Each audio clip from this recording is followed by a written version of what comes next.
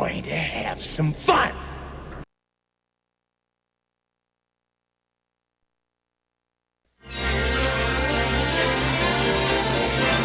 Paramount is pleased to bring you our feature presentation.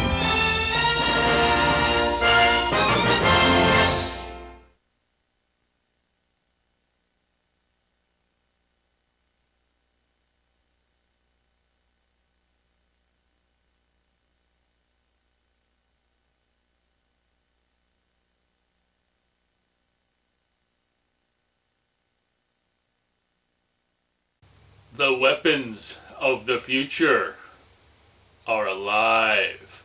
Welcome, huge movie fanatic Nay, stopping on by. This time I'm coming your way for a video that's like years in the making. You know how movies like what was it, Grizzly 2 says 40 years in the making. It's like it took like they were working on it actively for 40 years. It means it was filmed, shelved for 40 years, and then they finished it.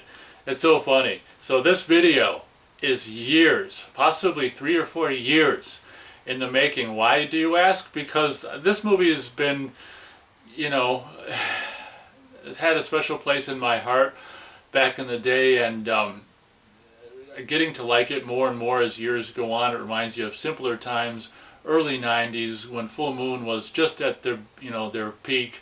Not peak, well, just the peak, no, not their peak, but the early years of just getting started with Full Moon. And this is Megan Ward's first movie. She's so good looking in this movie. Big robot, who the hell doesn't love it? And interestingly enough, this isn't a review of the movie, but this movie takes place in 2030, and a lot of this movie was written by the guy who would also wrote and did he write and direct? Yeah, I think he wrote and directed Shadow Zone, another early 90s, or another early Full Moon movie. And he directed one of, you know, a movie I really liked from the early 80s, a horror movie, wrote and directed, I would imagine, called The Slayer as well. So why this movie, or why this review is like 3 or 4 years in the making, is because, you know, here's the thing, I've owned this for years, the original North American VHS release of Crash and Burn, and I don't have it with me, but you know, I did get the DVD as well, which is really goofy because the DVD looks like it's taken from some work print version, or goofy ass work print version. So the DVD was really no good, and I've wanted this for years. And before I get to that, I will say that I was waiting and hoping for years that this would come out on Blu-ray. Well, about a year ago it did come out on Blu-ray, and the reason I never reviewed the Blu-ray yet is because I can't for the life of me find any goddamn Blu-ray screenshots. I usually take them from Blu-ray.com. There's none on Blu-ray. If you can point me to some Blu-ray screenshots of this Crash and Burn Blu-ray, I mean, I don't really want to do a Blu-ray review without showing the screenshots. If you can point me to some screenshots, let me know, and I'll do a Blu-ray review of this. But I'll do a short review of this right now. Absolutely gorgeous. Obviously, this is the best it's ever looked. You might actually, some of the early Full Moon movies like Puppet Master, you might actually be able to see more of the image right and left on this one. I think you can, and you never were able to see them before on the full screen versions. So this is obviously a glorious way to watch it. The sound is not horrible. The sound, I think, is stereo. A lot of the Full Moon, you know, sound is screwed up on a lot of Blu-rays. I think the sound is decent, and I think it actually is stereo. One of the things that I will say about this, just like with their Blu-ray release of Dollman, is I think with Dollman and also with this, there are a few shots where they probably did like in post-production, you know, on video, probably made like, you know, darkened shots for like day for night and stuff. So there's a couple shots of like the dish outside, exterior shots that might supposed to take place at night, where I think on the original home video version, they did some in the video, you know, somewhere between the film being finished and putting it on video, they just maybe made it darker on video. That kind of stuff that didn't exist in the original camera negative, if it was done after the fact on video, obviously isn't going to exist. So there's some shots, probably not that many, of like exteriors, and I think maybe even when the robot rises up or something, it seems like maybe they don't look the same as they did on the original version. So like there's some of them exterior shots of the dish you know, on the roof creaking or whatever are too bright, and you can actually see the wire pulling it or holding it. It's kind of a bummer, but HD, that's going to happen. But before I, yes, I'll talk about the LaserDisc, but before I end my brief, I guess, kind of review of this, I will say I was hoping for years and years and years that this Blu-ray was going to come out, and my dream commentary was going to be Charles Band. He directed it, so my dream commentary was Charles Band, Megan Ward, and Bill Moseley. We got 2 out of 3. This has an absolutely fantastic, awesome commentary with Charles Band and Bill Moseley. Unfortunately, no Megan Ward. That would have been so cool, because the commentary on Trancers 2 with Charles Band, Tim Thomerson, and Megan Ward is absolutely fantastic. I guess Charles Band was saving Megan Ward commentary for arcade Blu-ray release, which I do own, and I suppose I could review that at some point. So there is a Charles Band, Megan Ward, kind of a creepy, uncomfortable commentary on the Blu-ray of Arcade, where they're just, I don't know, I mean, it's made very well on the commentary, very well known on the commentary of this, that Charles Band had a thing for Megan Ward, and just hearing Megan Ward and Charles Band talk, it's just kind of creepy in the commentary for Arcade. But anyway, looks more or less fantastic, sounds more or less fantastic. Charles Band, Bill Moseley commentary on this, and as I said, the reason I never reviewed it is because I can't find any Blu-ray screenshots for the life of me. Wow, believe it or not, I'm actually going to start talking about the thing in this video that the video is about. Stopping on by to showcase. Oh, it's kind of weird. Okay, so what I was saying was that this LaserDisc I've been looking on eBay for years, maybe 3 or 4 years, because I wanted to own at the time the best home video version of it. Of course, a year ago, the best home video version of it came out when the Blu-ray came out. So it's kind of weird that a year after the Blu-ray came out that I'd even want this anymore. But I came across it on eBay for a relatively decent price, and believe it or not, it was sealed. And part of it was this is the first LaserDisc I've actually opened, that I've opened, that was factory sealed, that I've gotten, and probably first time in the 21st century. It was really weird opening a LaserDisc, the factory sealed LaserDisc, but part of me was like, God, should I even open this? I did slit down the side there, but and I ended up being able to find this for a decent price on eBay, and it being factory sealed, supposedly factory sealed and brand new, I just went for it. I kind of regret getting it, especially because you don't really need it now that the Blu-ray's out, but whatever, I did get it. I've been looking for it for so many years, like I couldn't not get it when I found it for a decent price. Stopping on by to showcase the original North American LaserDisc release of Crash and Burn.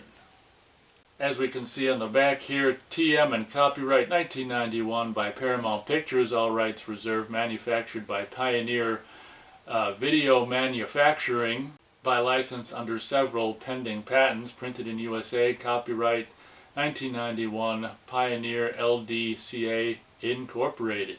Taking a closer look at the front cover, I just love this early 90s full moon artwork. It's so frickin' cool, and imagine, well, Charles Band sold off a lot of original artwork back in the day. I wonder if this is something that he sold, the original painting for the Crash and Burn cover art. But I just absolutely loved this back in the day. When this came out on home video, I would have been 14 years old, and I absolutely dug this artwork back in the day. On the top corner, we can see digital sound stereo, Crash and Burn, the original logo for Crash and Burn, the tagline, the weapons of the future are alive. Then on the other top corner, LaserDisc logo, and panning further down, the artwork is just so cool. And no, it's not a full moon, it's a full sun.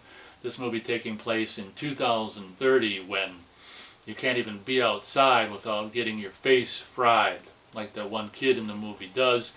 But how cool is this robot? This robot, which would go on to be altered a little bit for the full moon movie Robot Wars, that would come out like I guess 2 years after the release of Crash and Burn. They just repurpose the Crash and Burn robot and use it in Robot Wars. Yeah, that's it. So we can see, it's interesting seeing this artwork on such a big vinyl record-sized packaging. Like, you can really scrutinize the painting a lot more and stuff, and we can see basically this image of Paul Gannis and Megan Ward is more or less taken from a still from the end of the movie, more or less.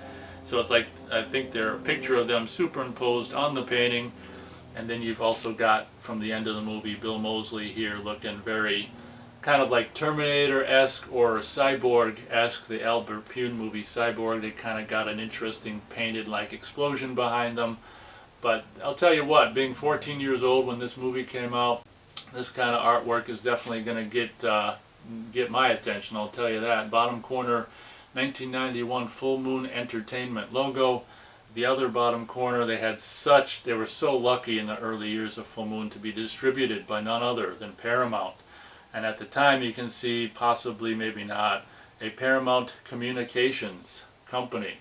But before we cut away from the front cover, look at how cute Megan Ward is. And I guess they say she was like 20 years old possibly when they filmed this. But yeah, I can see why Charles Band fell in love with her. But yeah, the commentary on Arcade is kind of uncomfortable. Well, it's kind of uncomfortable to hear Charles Band whenever Megan Ward appears on screen and Crash and Burn into the commentary. Charles Band is just like gushing with love or lust or both or whatever. But yeah, taking a look at the back now, once again being the size of a vinyl record, you got so much real estate here to show so much imagery, and I'll talk about the one image obviously when we get to it. But three images. Top image is Bill Moseley choking the hell out of, what the hell's his name, Paul Gannis. And then we've got the robot, you know, once it's part of its arm fell off and right before it's going to fall over. And then, yeah, the picture of it's so great how in the 80s, in the early 90s, like if you had a movie like this that was going to be rated R anyway, how you just had to have, like, I just love how it's so kind of awkward these days when you watch it in movies, older movies, because they don't do it in new movies very much, but it's so great when a movie just used to stop in the old days, like an R-rated movie, it just stopped to do a sex scene. And of course, if you want to hear the funniest thing in the world, listen to the commentary by Charles Band on the Blu-ray of Crash and Burn, where he just complains about this particular sex scene, because as you can see in this image, you know, she's not just hiding herself for this image, she's hiding herself in the whole scene. And it's so funny to hear Charles Band just bitch and moan about this sex scene and how like nothing is shown, you know, and stuff. It's really interesting hearing Charles Band react to his movies like 30 years after he made them. The commentary on, you know, Crash and Burn Blu-ray is great. Crash and Burn, the weapons of the future are alive. You can see 1990, the production year. Color 85 minutes, rated R stereo and closed captioned. Resistance fighters confront the quote-unquote Orwellian presence of the world-dominating Unicom Corporation in this futuristic story of sci-fi action and thrills. Rebels Tyson and Aaron suspect their remote TV station has been infiltrated by a synthoid, a Unicom robot that looks and acts human, yet is programmed to kill. They discover the deadly synthoid and discover, too, that terminating the relentless humanoid is virtually impossible. Aaron, however, has an ace in the hole. A dormant 80-foot robot she's reprogrammed and brought back to life for a desperate showdown of machine versus machine. But even after one synthoid is destroyed, there may be others. Wow. If that doesn't make you want to watch the movie, I don't know what does. Abbreviated credits there can be found underneath. And like I say, that goofy ass logo, it must have just been a full moon. I don't know what that is. Like that angel there in the bottom left of the abbreviated credits. It's like a full moon thing from back in the day, I guess. I have no idea. Recorded in ultra stereo as well. And on the bottom there, you might be able to see, maybe not. This is really interesting because of the length of the movie. And for some reason, they decided there was a video zone for the VHS version of a video zone, behind the scenes look at Crash and Burn. that's on the original VHS. For some reason they decided to not include that on the LaserDisc, but because they didn't include it, that way they could make side what do they call it? Side 2 of this LaserDisc in CAV, which was interesting. And I remember before the Blu-ray came out, I was really excited about, being able to see the climactic end battle in the higher quality CAV with the ability to pause in slow motion if you want to and all this and that. But it is interesting that they omitted the video zone or the making of Crash and Burn on the LaserDisc and decided to go for a CAV side 2. So that's pretty interesting. We can also see closed caption logo, rated R, LaserDisc logo, and the CX mark indicates that this LaserDisc has utilized the CX noise reduction system on the analog tracks, but if it's digital sound, you're not really going to be listening to the analog tracks. Like I said, it's possible that some of the early LaserDisc players were unable to play digital sound, but all the LaserDisc players I've owned were able to play digital sound. So in this case, I'd definitely be listening to Crash and Burn in digital sound. Bottom corner Full Moon Entertainment logo, other bottom corner Paramount logo from 1991. Taking a look at the label on the disc itself, side 1, we've got a white label with black print. It would have been cool to have like a colored Full Moon Entertainment logo, but we ain't gonna get too complainy about it. Paramount logo. It's so crazy to see Full Moon Entertainment right next to the Paramount logo, man. I bet Charles Band was just in heaven in the first early years. Basically the first 5 years of Full Moon Entertainment's history was distributed on home video by Paramount. It's crazy. And what's interesting about this early Full Moon LaserDisc release is some of your later Full Moon LaserDisc releases won't say Paramount at all. It'll just be like Full Moon Entertainment and Pioneer. So it's interesting that this LaserDisc actually says Paramount, or Full Moon and Paramount. We can also see LaserDisc logo and a warning information there. Other side stereo. Catalog number is LV12751. Extended play for side 1 CLV. Crash and Burn, copyright 1990, Full Moon Entertainment. Then you've got around the, circling the label, you've got trademark and copyright 91 by Paramount Pictures, all rights reserved, and you can probably see that other information there as well. Normally I just show the side 1 label because it's identical to the side 2 label, but that's not the case in this case because as you can see there, right above the number 2 for side 2, it does say standard play CAV for side 2 versus extended play CLV for side 1. I think all the other information is probably going to be the same. Obviously a 2 for side 2 in this case as well. Do you have any idea how difficult it was to open that? I mean, I didn't buy that with the intention of just keeping it sealed, although part of me thinks I almost should have. I bought it with the intention of I wanted to experience the, watching the LaserDisc version of Crash and Burn, but honestly part of me is wondering if I really fucked up by opening it.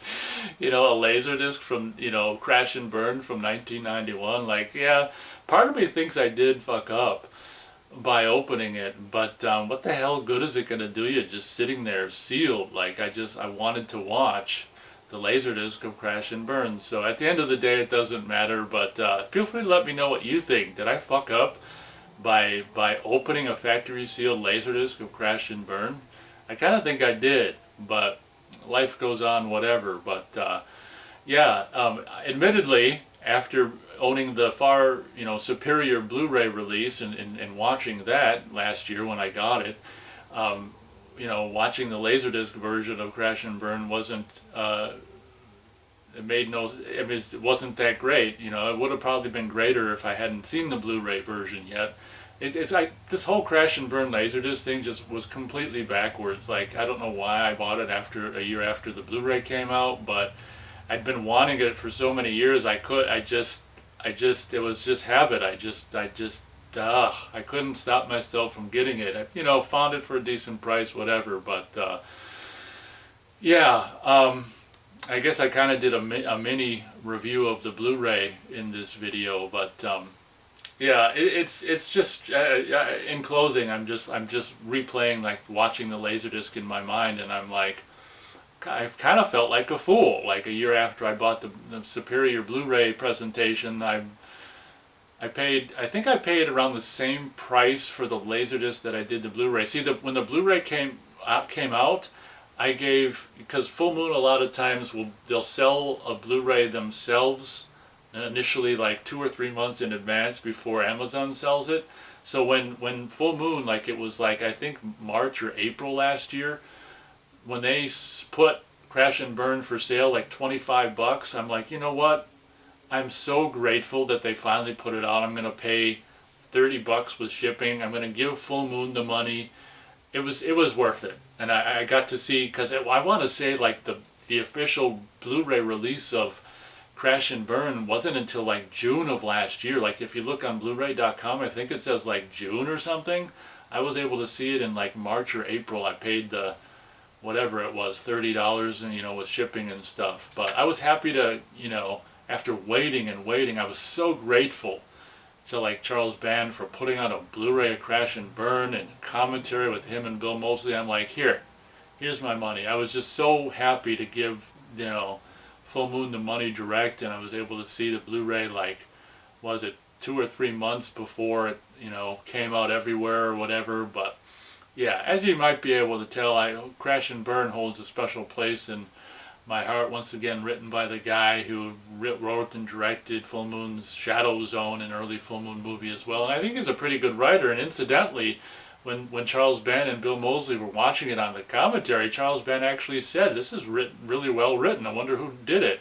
Wonder who wrote it." So, yeah, and absolutely. In closing, even though it's not a review of the movie, like it's really strange how like as we find ourselves approaching 2030, like this movie takes place in 2030, like there's a lot of scary parallels, and there was even a section where there's that sexy ass teacher from that sex scene where she doesn't show herself, like doing on-screen like school sessions, if you know what I mean, like teaching kids on a screen, and the kids were like on a phone call, and the teacher was on the screen, on front of a camera, so the kids were like at school, at home, by watching the teacher on a screen.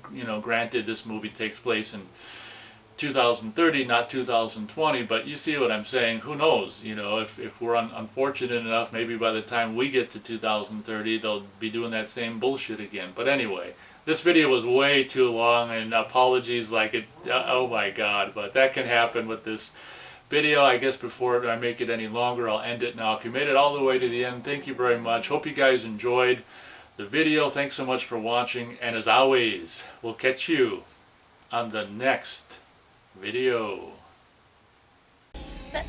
That's all, folks!